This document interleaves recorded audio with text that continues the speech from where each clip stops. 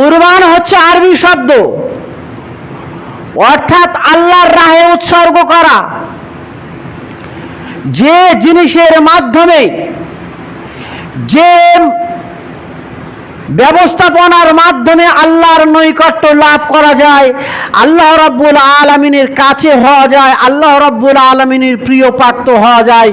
সেই জিনিসটার নাম, সেই বস্তুটার নাম, সেই পন্থাটার নাম হচ্ছে কুরবানি। আল্লাহ রাব্বুল আলামিন কোরআন মাজিদের 5 নম্বর সূরা আয়াত নম্বর 35 আল্লাহ রাব্বুল আলামিন বলছেন, ইয়া আইয়ুহাল্লাযীনা আমানুত্তাকু, হে ঈমানদার মানুষেরা, তোমরা কি তাকু,